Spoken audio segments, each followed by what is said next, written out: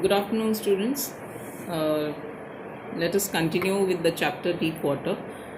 Till now, just first of all, we must revise the portion we have already completed. We have studied that his first bad experience with water was when he went to California beach.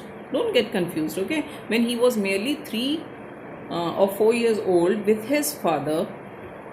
Uh, okay, he was overpowered by the waves of the water. The waves of the water flew over him, and that fear was there in him. Somehow he wanted to learn swimming. So when he was 10 or 12 years old, he went to YMCA pool to learn swimming, to overcome that childhood fear. And that terrible incident happened when he was ducked into the pool by a bruiser of a boy, some 18 years old. And then that stark terror inhibited him. Means that he was filled with fear. The last line that we studied was, I crossed to oblivion, forgetfulness, and the curtain of life fell. Means all the efforts which he was trying to come out from that deeper end of the pool has ceased. He was deadly tired. Twice and thrice he wanted to come on the surface of the water, but every time again he went back, he sank, and then he felt that he's going to die. Which phrase means that the curtain of life fell. Okay, now move on to the chapter. This is on page number 27, students. So be very careful, and whenever you listen to this audio and video, take the text with you. Otherwise, you won't be able to understand the chapter. Then he says, the next I remember, I was lying on my stomach beside the pool vomiting. Means, obviously, somebody has taken him out from that deeper end of the pool. He was lying upside down. That means he was lying on his stomach and he was throwing out water. He was vomiting. The chap, the fellow, the boy that threw me in was saying, but I was only fooling. See, who is the speaker of this line? I was only fooling. The boy who threw him, who dug him into the pool, and he says, I was only fooling. I mean, it was very easy for him just to throw anybody in the deeper end of the pool, that to a small boy. It was fun for him. This is what he is trying to say. But someone said the kid nearly died. Had he not been saved in time, he would have been dead. So he says the kid, who is kid here? The author. The kid nearly died, but be all right now. Let us carry him to the locker room. Room here means the room which is used to change dress. Okay, this is not the locker room of railway station that we have. So locker room means the dress changing room. Several hours later, he could muster his courage, he could gather his courage, and he says, I walked home. I was weak and trembling. I shook and cried when I lay on my bed. I could not eat that night. For days, haunting fear was in my heart. The slightest exertion, even the slightest small exertion, that any effort, exertion otherwise also means tiredness, or any type of that effort you apply. So he says even the slightest exertion upset me, making me wobbly, making me shaky in the knees and sick to my stomach. This is what he experienced many days after that terrible incident took place. I never went back to the pool. I feared water. I avoided it whenever I could. He says, now that fear of water was so much in his mind. He was gripped by, he was taken over by that fear of water, that he says that I avoided water everywhere whenever I could, be it lake, be it river or pool. Then he says that a few years later, after some time, after a few years, when I came to know the waters of the waterfall, cascades, cascades here means waterfall, I wanted to get into them. See, students, this is also a natural truth that with the passage of time, when the time passes, with the lapse of time, sometimes mm, the old terror also subsides, lessens, uh, is or comes down. So this is what he's saying here, that a few years later, when I came to know the waters of the cascades, I wanted to get into them, and whenever I was wading the Tieton or Bumping River, these are the names of places in this paragraph. You just remember two or three. You may get 2 mark question from here, and don't get confused. What is Tieton or what is Bumping River? These are all proper nouns. Okay. So he says, whenever I was wading, swimming in the Tieton or Bumping River or bathing in warm lake of the Goat Rocks, the terror that had seized me in the pool would come back. It would take possession of me completely. My legs would become paralyzed, means would not move. I see horror would grab my heart. So he says, whenever he went there in any of the lakes, in any of the pools for swimming, that old terror would come back, it would grip him, and that horror always used to grab him. Okay, you may get 2 mark question from this paragraph. Name of the different lakes, name of different places. Now, this handicap here refers to what? This handicap means not able to swim properly, stayed with me as the years rolled by, as the years passed by, in canoes on main lakes. Again, these are proper nouns, different names in United States. So, in canoes on main lakes, fishing for landlocked salmon. Salmon is the name of a fish. Okay, so fishing for landlocked salmon, bass fishing again. Bass is a sort of big size of a fish, and it is considered to be very easy type of fishing. So people prefer bass fishing. He says even he was not able to do bass fishing in New Hampshire. Trot fishing, again, trot is the name of a fish. Trot fishing on the Deschutes and Metolius, these are all names, proper nouns. And Metolius in Oregon, fishing for salmon on the Columbia, at Bumping Lake in the Cascades. Cascades, I told you, waterfall. Whenever I went, wherever, the haunting fear of the water followed me. It ruined my fishing trips. Ruined is destroyed. It ruined my fishing trips, deprived me of the joy of canoeing, boating, and swimming. So he was deprived of what kind of joys? First is canoeing, boating, swimming, and also of fishing. If you get 2 mark question because of that, I see horror. What were the things that the author was not able to enjoy? So you have to mention all. Okay, different types of fishing: trout fishing, salmon fishing, bass fishing. He was not able to do. He was not able to enjoy. Uh, he also was deprived of the joy of canoeing, boating, and swimming. Right. Now let's move on to the next paragraph.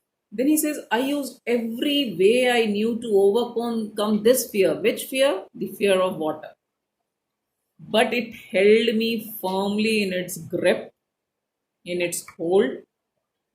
Finally, what did he decide? If you get a 2 mark question, to overcome that fear, 2 mark question, be very particular in your answer and be very exact. Don't beat about the bush. Okay, that you write the summary and you think that you will get marks in the 2 mark question. No. So you have to be very particular. What did the author decide to overcome his fear? He says that finally, one October, I decided to get an instructor and learn to swim. I went to a pool and practiced 5 days a week, an hour each day. 5 days a week, an hour each day. The instructor, and See, students, this paragraph is one of the most important paragraph of this lesson. Two, three times already for the last 6 years. This question has appeared in the board examination and pre-boards also. That how the instructor built a swimmer out of Douglas. So the answer lies in this paragraph. Be very attentive. So he says, I went to a pool and practiced 5 days a week, an hour each day. The instructor put a belt around me. A rope attached to the belt went through a pulley that ran on an overhead cable. He held on to the end of the rope and we went back and forth across the pool, hour after hour, day after day, week after week. So he belt was tied around him. The other end of that rope was held by the instructor. There was a pulley. Okay, pulley is around which that rope was put like this, so that the rope was long, so that it could be released wherever he wanted to swim from one end to the other. But the thing was that the other end was held by the instructor, so he used to feel confident that if some mishappening happens, he would be safe. Okay, so he says it was not only a matter of a few days. Hour after hour passed, day after day passed, week after week. One on each trip across the pool, a bit of the panic seized me. That means still, he was not able to overcome his fear of water. So, is that panic seized me each time the instructor relaxed his hold on the rope and I went under. Some of the old terror returned and my legs used to froze. Legs used to froze means even the legs would not move. It was 3 months. So, see the time. It was 3 months, still he was learning how to swim without fear.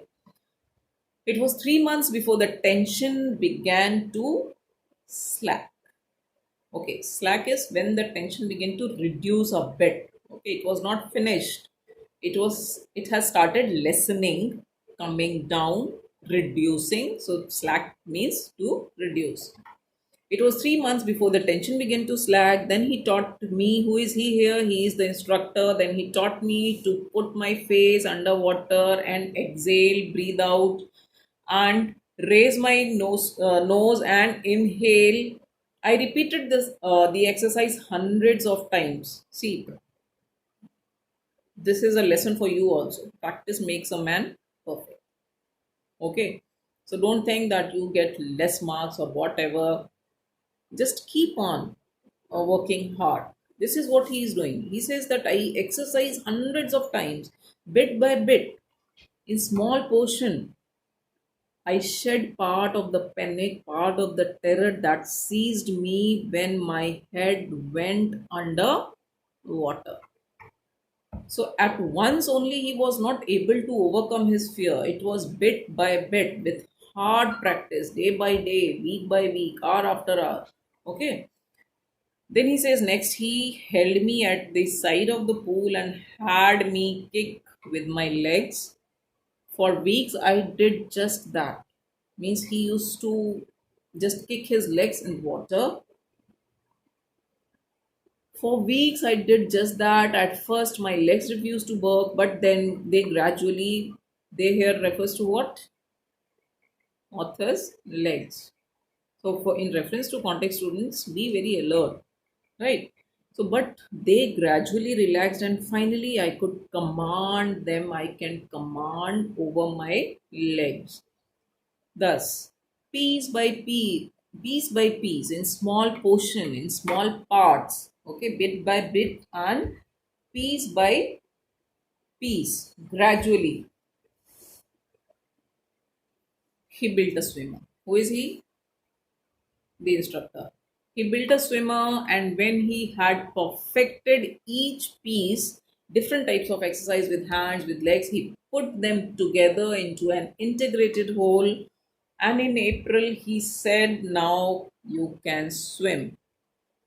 He started his training in October and in April next year. So this was the time that instructor was with Douglas, and Douglas was trying to overcome his fear. He wanted to overcome his fear of water and swim at any cost. He hired that instructor, and from October to April next year, see, he was there. So just think how much hard work he has put in. So in April, he said, now you can swim, dive off, and swim the length of the pool, crawl stroke. This is one type of swimming. I did. Means he followed the instructor, he did that crawl stroke, the instructor was finished. See, here the instructor was finished means the work of the instructor was finished. Okay, so don't take it otherwise. Be very alert. He says, I did what? If you get reference to context, I did what? The author says that he did what he was instructed by the instructor, that means to do crawl stroke. This instructor was finished, his work was finished, but next paragraph, I was not finished. Why?